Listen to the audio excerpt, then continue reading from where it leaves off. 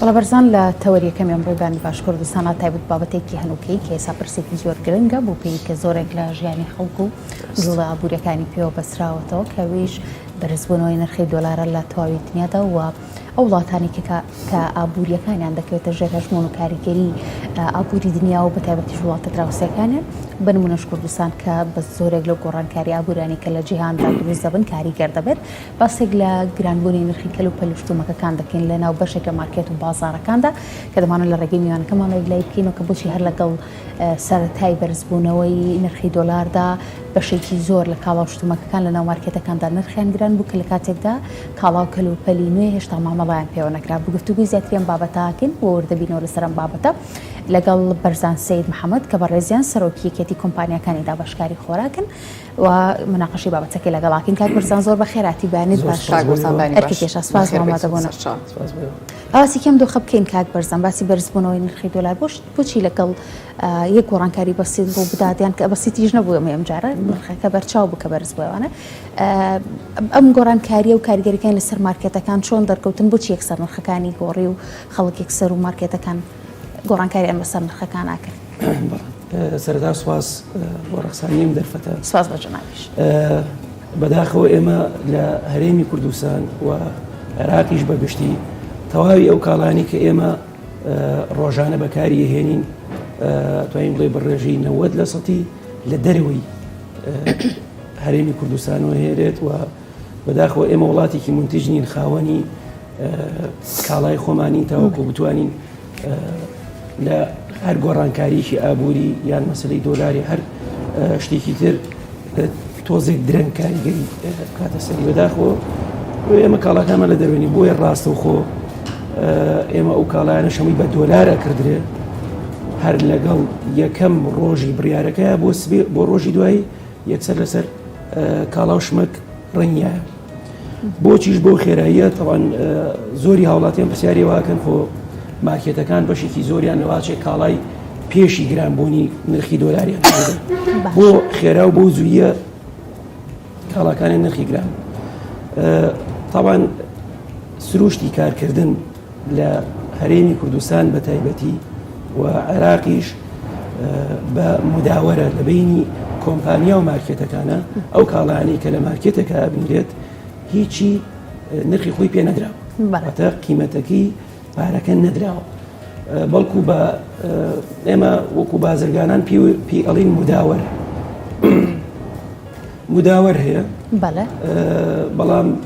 سیغە عامیەکەی بازارەکەی پێوترێ بە قرز بە قرز ئەم کاڵانە بە مارکێتەکان ینی باشەوە مامەڵی قەرزە پێشتر بە دۆلار بڕیاری لە بەهرەوە دراوە بۆیە لەگەڵ هەر گۆڕانکاریەکە خێرا بۆ شێوە گۆڕانکاریەکان دەرەکەون یان پێوەستە بۆی کە عقدەکە و گرێبەستەکە بەو شێوەیە کە ئەگەر گۆڕانکاری ڕووبات گۆڕانکاری لە نرخەکانی شان ڕووبات سیریکە نرخەکان بە دۆلار ینی مارکێت سۆپەرمارکێت هەبوو هایپەرمارکێتانی کە هەن بە دۆلار قەرزاری مارکێتە قیمەتەکەی بگەڕێتەوە. لە کاتی بەرزبوونەوەیە هیچ کۆمپانیایەکی شوێنێک نرخی گران نەکردو ئەوەی کە گرانبووە نرخی دۆلارە ینی ئێستا هایپەرمارکێتێک قەرزاری کۆمپانیەکەی منە بە دۆلار بۆ نمونە 1000 دلاری لە پێشتر پێویستی بۆ بوو ملیۆنێک و 250,000 دلار 250,000 دینار بگۆڕێتەوە بۆ ئەوەی بکاتە 1000 دلارەکەی من ئێستا پێویستە ملیۆنێک و 500,000 بیا بە من ملیۆنێک و 440,000 450,000 بیا بە من بۆی بکاتە قیمەتی ئەو 1000 دلار لە کاتێکە ئەو کاڵاکەی پێشتر لە من وەرگرتووە و پێشتر قەرزاری من باش لە بنەڕەت ئەم کاتی ئەو مەگرتوێ لە بنەڕەتە ئەم مامەڵەیە بۆ دراوی ناوخۆی ناکرانی لە کاتێکە ئێمە ئەوەندە زوو کاریگەر دەبین بۆچی هەموو مامەڵەکان بە دراوی ناوخۆی ناکرێت و پشت بە دۆلارە بەسێ ئاخر خۆی کێشەکە لەوەیە لە ئێمە لە دەرەوە کاڵا ئەو کاڵایی کە لە دەرەوە هێنین لە دەرەوە بە دۆلارە مامەڵە بە دۆلارە بۆیە ئەگەر هەرچەند ئێمە بەشێکی کۆمپانیەکانمانەیە کە بە دینار ئەفرۆشن لە بەرەوەی ئێمە لە چەند ساڵی ڕابردووە نرخی دۆلار تا ڕادێکی زۆرە توانین بڵێ سابت بوو لە نێوان 121 نرخی 100 دلار 121,000 تا 124,000 تا لەمە خیرای گەشتووە 125,000 یاریەکرد بۆیە بەشێکی کۆمپانیەکان نرخی خۆیان لەسەر ئەو نرخی دۆلارە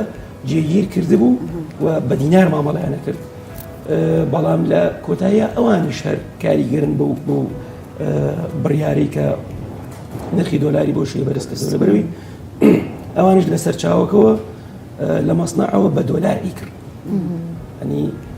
دوجار ئەوانی شەر نرخەکانیان گۆڕانکاری بەسەرایەت و ئەبێ ئەو ڕێژەی فەرقەکە بەنزیکی لە بینی 16 تا 20 لە سەد نرخ گران بووە ئەچێتە سەر کاڵە بۆیە بەڕاستی شتێکی ناسروشتی نییە ئەنی هەندێک جار خەڵکێک لەواچێ وەکو لە نزیکەوە ئاگدار نەبێت ئەمە بە غەدەر یان بە زوڵم یان بە شتێکی خراپ لەسەر مارکێت و دوکاندار حساب بکات کە لەوانەیە وانە بێت حقیقەت ئێمە وەکو یەکێتی کۆمپانیەکانی دابەشکاری لە سەرەتای دروستبوونی ئەم دۆخەوە هەوڵمانە تەدەخل بکەین و بتوانین ئەو زەرەی کاتۆتە پێشەوە چونکە بە نزیکەی 16 تا 20 لە سەد نرخی دۆلار فەرقی تێکەوتووە کە نزیکەی 20,000 دینارەکات ئەم 20,000 دینارە ڕێژێ بۆ ئەم دۆخی ئێستا هەرێمی کوردستان هەر زۆرە خۆمان قەیرانمان هەیە و نرخی دۆلاریش بەرز بێتەوە دۆخەکە ناڕەحەترەکە بۆ خەڵک زۆر خراپ بووە ئەوەشی کە خراپی کردو ئەم 20,000 دینارە کەوتۆتە بینی سێ چین و توژەوەیەکیان کۆمپانیایە کۆمپانیەکانی دابەشکاری شەریکەتی تەوزیع بکە ئەو کۆمپانیانی کە خاوەنی کاڵاکن لایانی دومیان مارکێت و دوکانەکانە فرۆشیارەکان لایانی بەڵێ لایانی سێمیشیان هاوڵاتیە کەستمەرە کڕیارە کێشە گەورەکە کەوتۆتە بینی کۆمپانیا و مارکێتەکانەوە بە حکمیەوەی قەرزەکە لە بینی ئەو دوانایە و هەندێک ئیشکالیش دروست بوو حقیقەت مارکێت هەوڵیەدا مەسەن ئەو قەرزی کە هەیەی بە نرخی کۆن بە نرخی مثلا پێشگرانبوونی دۆلار بیاتەوە بە کۆمپانیا ئەو زەرە زۆری لەسەری پێ قوبوڵ نائکرا شکالێکی زۆر دروست بوو ئێمە وەکو یەکێتی کۆمپانیەکان ڕێنمایی تایبەتمان بە چۆنێتی مامەڵەکردن لەگەڵ و دۆخە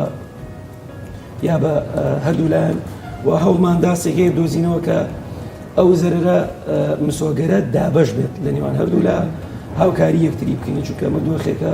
تازە ئەنی دەسەڵاتی هیچ کەسی تیانی بەڕاستی گەیشتنە چی پلانەکە چی بوو خۆی وردەکاری پلانەکە بە شێوازە بۆ ڕێنمایکی ئەو یاوتانە ئەو ڕێنمایی بە هەردوو لە هەم بە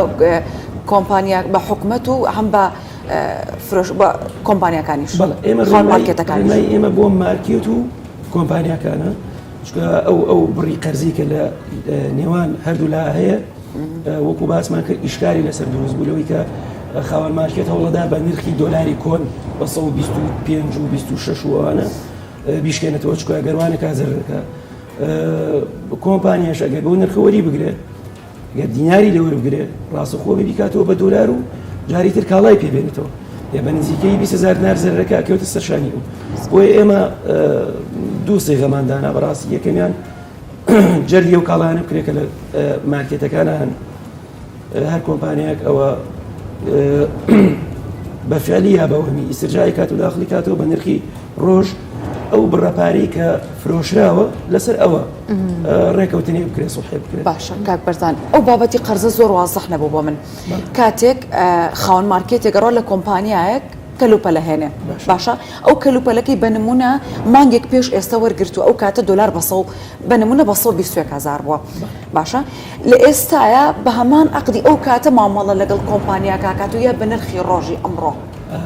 تا ئێستاش ئەمە هەر کێشەی خۆی ئەبێ بە نرخی ڕۆژ بێت بەنرخی ڕۆژ ئەو عقدی کە هەیە لە بینیانە عقدەکە خۆی هەر بەم شێوازە تەعاملی لەگەڵا کراوە لە سەرەتاوە یاخود کە ئێستا دۆلار گۆڕانکاری بەسەر نرخەکەی هاتوو تەعاملی پێوانکرێن ئەمە عقدەی کە هەیە هیچ تەوەقوعکراو نەبووە کە نرخی دۆلار بە بڕیارێک و بەم شێوەیە گۆڕانکاری بەسەرابێ بۆیە بە هیچ جۆرێک ئەم جۆرەشتانت جێگە نەکراوەتەوە لە عقدی هیچ کۆمپانیا و مارکێتەکە چونکەوە ساڵانێکی زۆرە نرخی دۆلار جێگیرە ئەم بڕیارش لەواچێ بۆ بە شێوەیەکی گشتی بۆ حکوومەت سوودی هەبێت بەڵام بۆ هاوڵاتیان بۆ خەڵک بۆ کاسبکار بۆ بازرگانان زیانی زۆر بوو زیانە زۆرەکەش لەوا بکە ئەکرا هەر ئەم بڕیارە بە قۆناغ بە ماوەی 6 مانگ ساڵێک ئەمە جێبەجێ بکرای وردە بەرز بکرێتەوە ئەمە دەکارێکی بۆ بکرێن بەڵێ لە پڕێکە بڕیارێکی لەو زۆرە زەرەکەی زۆر بەڕاستی دروست کردەوە بەداخەوە ئەنی ئەگەریەوە هەیە لە داهاتوە چی مارکێت و خاوەن مارکێت چ کۆمپانیەکانی دابشکاری داهاتوە ئەم نەتیجەیەم زیانە لە سەرێنجانی باشە لە وەڵامی پرسیاری پێشتری مناوتە کە زۆرێک لە مامەڵەکان بە دۆلار دەکرێت بۆ پێی کە بەشێکی زۆر لە بەروبوومەکانمان ئێمە هاوردە دەکەین و لە دەرەوەدایانێن و مامەڵەکە بە دۆلار دەکرێت و لەبەرەوە شەکە بەروبوومەکان بڵێن با بڵێن نرخەکان کاریگەر دەبن بە گۆڕانی نرخی و بەهای دۆلار بەڵام چی سەبارەت بە بەروبوومە ناوخۆیەکان ینی دەمەوێت باسی کاریگەری ئەم بەرزبوونەوەی نرخی دۆلارە بکەین لەسەر بەروبوومی ناوخۆی ینی دەوترا کە هەندێک لە بەروبوومە ناوخۆیەکانی وەکو هێلکە و ئەمانە بەرچاوتر لەو کەلوپەلانی کە لە دەرەوە دەهێنرێن گۆڕانکاری لە نرخەکانیان ڕوویە ئەمە بوو بە نسبەتی بەروبوومی ناوخۆیەوە ئەگەر ئێمە قسە لەسەرەوەکەین هەندێک بەروبوومی ناوخۆیمانەیە وەکو مەسەلەی کرێنس و تایت و زای و شتی ئەلو بابەتەکە لە ناوخۆی وڵاتە ئینتاجەکرێت ئەمانەش ئەمڕۆ نا بەڵام لە داهاتوە بێ کاریگەری دۆلاری لەسەر دەرکەوێت لە بەرەوەی لە کۆتاییمە موادە خامەکان هەر بە دۆلار کردێت بە نسبەتی هێلکە و کۆمەڵێک منتەجاتی ترەوە ئەمە وانیە حقیقەتەن نەخێر سەری ئەو شتانە وەکو هێلکەوانە هێلکە و قیماغ و نازەم چی لە هەندێک شوێن بە دووادا چۆن کراوە بووی کە کەلوپەلیا خۆت بەرهەمە ناوخۆیەکان زیادی کردو هەتا دوێنێش وا بڕیارە نافتی بەدەواداچوونی کردو وا بڕیارە لێ ژنێک دروست بکرێت بۆی کە سەرپەرشتیە خۆت ئاگاداری نرخی کەلوپەلەکان بنچکە لە هەندێک شوێن نرخەکان زیاد لە پێویستی خۆی بەرزکراوە بە نسبەتی ئەو بابەتی هێکەوەینەوە ئێمە ئەرخۆی عادەتەن لەگەڵ هەموو ئاریشوینێکاکێتە پێشەوە تۆزێ بە شێوەیەکی تەنز ئامێز هەروە ڕاهاتوین مامەڵی لەگەڵاکەن ئەجنا بە شێوەیەکی گشتی بەرز نەبووتەوە حاڵەت هەیە ئەکرێ لە شوێن لە هەندێک شوێن ئەم نرخی ئەو شتە محەلی باش لە هەندێک شوێن هەبووە تا نرخی 12000 نرخەکان گۆڕانکاری بەسەر هاتووە ینی ئەمە بۆ بە نسبەتی منتەجاتی محەلی وەڵیان کوردی بە بەسمان کوردی هی کوردی پرسیارەکەم لەسەر بەروبوومی ناوخۆ هی کوردی شتی ناوخۆ بە شێوەیەکی گشتی گۆڕانکاری بەسەر هاتووە لە هەموو شوێنێک خەڵکی چاک و خەڵکی خراپیشێ بەڵێ محاولاتەیە خەڵکەیە ئیستیغلالی ئەو دۆخەکەت بەس زۆر کەمە ئەمە حاڵەتە دیاردە نییە بە عاموانی و یەکێ لەوە کارەکانیش بەڕاستی ئەتوانی بڵێ بێسەرۆبەری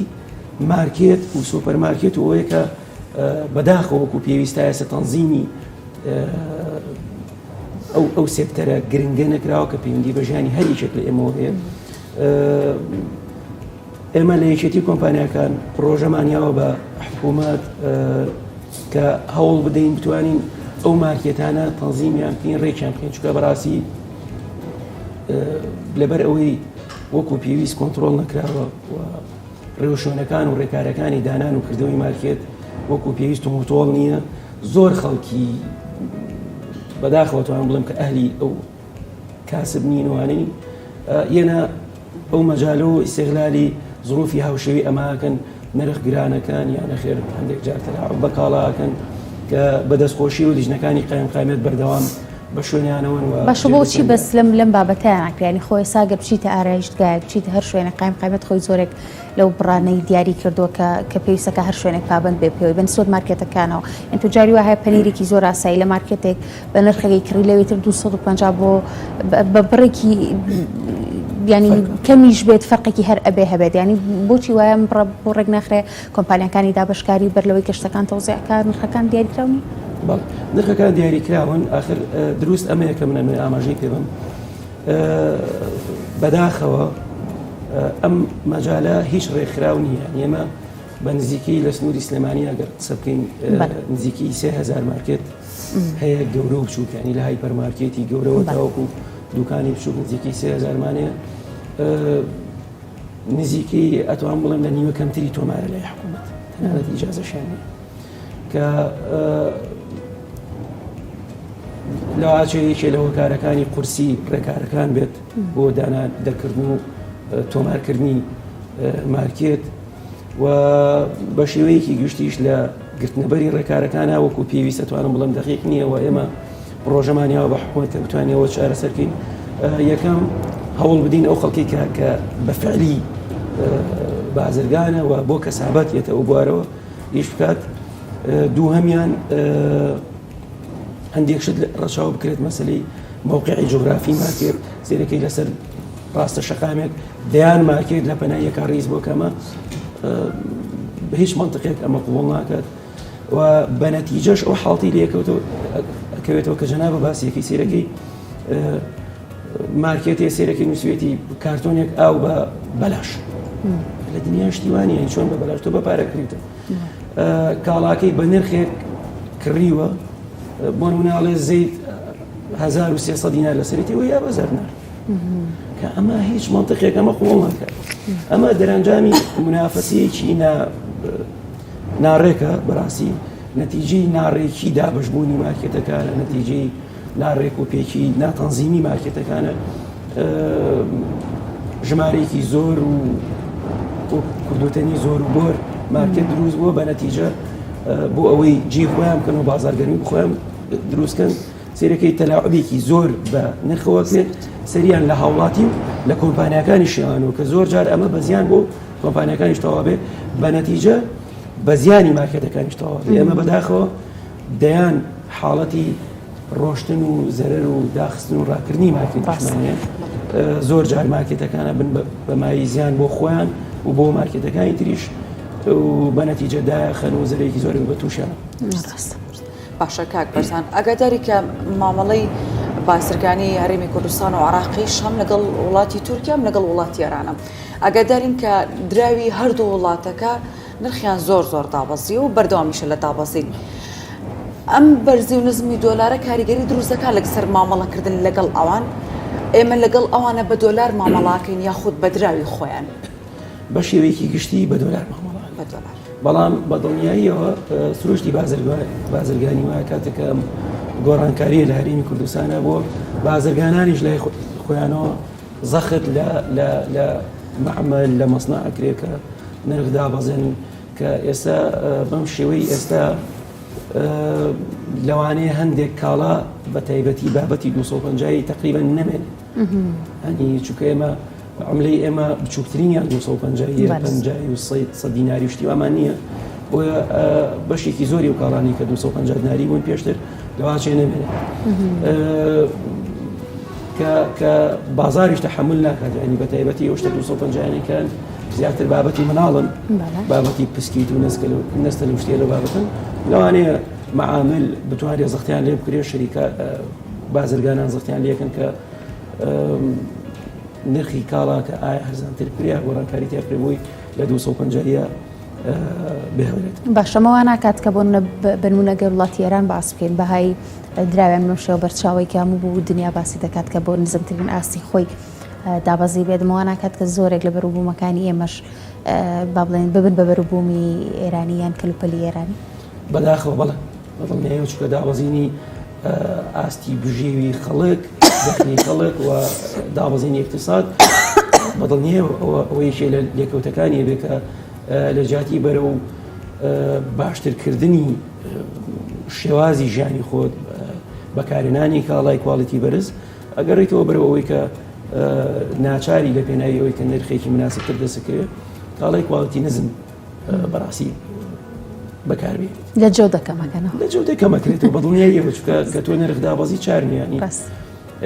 بەس یەک حاڵەتەیە بە نسبەتی گۆڕانکاری نرخەوە بە ڕێژەی 15-16 تا نزیکی 20 ڕێژەیەکی ئەتوانی بڵێ احتیادیە لەبەرەوەی ئەم ڕێژەیە فەرقی دۆلار دروستی کردووە ینی ناچێتە بابی چاوچنۆکی مارکێت و دوکاندار و ئەوانەوە کە بەداخەوە زۆر جار سەرەسەرەوە کرێت و هێڵە کاڵەکانی نێوان چین و توێژەکان ئەبم جۆرەشتانە تۆخەکرێتەوە بەڵام لەسەر و ئەم ڕێژەیەوە ئەگەر نرخ بەرزتر کرابێتەوە بەدڵنیایەوە ئەوە چاوچنوکیە و دڵنیام لیژنەکانی قایمقامیەت بەردەوام بەدواچوون بۆ ئەو حاڵەتە کردویانە وەشیتر ئەگەر لەڕووی تەڵەبەوە سیر بکەین ینی تەڵەبی خەڵک لەسەر خۆمان نەزانین معادلەیەکی اقتصادی هەیە و کاتێککە بەڵێن نرخ بەرزە بێتەوە ئۆتۆماتیکیان تەڵەب لەسەر کەلوپە لە هەرزان بەهاکان زیادە بێ. ئەگەری ئەمە هەیە کە شتی بێکواڵەتی دزە بکات یان شتی بە قاچاق دزە بکات لە میێوەندەداش ینی جۆرێک لە ئیستیخلال بەم بابەتەوە دروست بێ بۆ پێیکە خەڵک خۆی خواستی لەسەر بابەتی هەرزان و ڕەنگە بێکواڵەتی و ینی بۆ شتێ بگەڕێکە کەمتر لەسەری بکە. بەدڵنیاییەوە وەک عەرزم کردیەشێ لە لێکەوتەکانی دابەزینی اقتصاد ئەوە بێ کە کواڵیتی ئەو کاڵانی کە هەم دابەزێنرێن و مەسەلەی تەقلید و تەزویریش لەواچێ بە هەمان شێوە زیاد بکات. بەڵام یەک حەقیقەت هەیە ئەو مارکێت و سۆپەر مارکێت و هایپەر مارکێت و دوکانانەی کە فەرمین تۆمارن و ناسراون لە ئەتوانین بڵێ لەژێ هیچ بارودۆخێکە دەست بۆ شتی کواڵیتی خراپ نامێت. سومای شوێنەکەی خۆیان بەدڵنیاییەوە بۆیە ئێمە یەکێک لەو شتانی کە زۆر تێشیدی لەسەرەکەین و پێشێتی کۆمپانیەکان کە ئێمە کۆمپانیەکانی دابشکاری و مارکێت دوو دیوی یەک دراون ینی تەواوکەری یەکترین ئاگداری ئەوە هەینیانی ئەو وردەکاریە لای ئێمەیە کە مارکێت هەتاوەکو تەنزیمتر بێ ڕێکخراوتر بێت حکوومە زیاتر ئاگای لێ بێت زیاتر بازار ئەو کاڵانی کە لە بازارە هەن ڕێکوپێکترەوە چکە تەنها ئەو خەڵکانی کە ئەو مارکێتانە یا ئەو کۆمپانیانی تەنانەت لە کۆمپانیەکانیشە کۆمپانیا هەیە کە تۆمار نیە لای حکوومەت کۆمپانیا هەیە کە وەکو پێویست مامەڵە یاسایی شتەکانی تەواو نەکردو و ناسراو نییە تەنها ئەو خەڵکانە کاڵای کواڵیتی نزەمیان خوا نەخوازە کاڵای تەقلید و تەزویر ئەهێن و ئەیخەنە بەردەستیاوەتی. مەڵە کاک بەرزان سپاسی ئامادەبوون تەکەین و سپاس بۆ زانیاری وردانی کە تایبەت بەم بەرنامەیە و بەم بابەتە لەگەڵ ئێمە و لەگەڵ بینەرەکانمان ئاشێر کرد. سپاسەکەین ئەرکە کێشە زۆر بەخێربێی دەستەکانم خۆش بێ. سپاس بۆ ئامادەبوون. سپاس بۆ بەرزان سەید محەممەد کە بەرزان وەکو سەرۆکی کێتی کۆمپانیەکانی دابەشکاری خۆراک لەگەڵ ئێمە میوان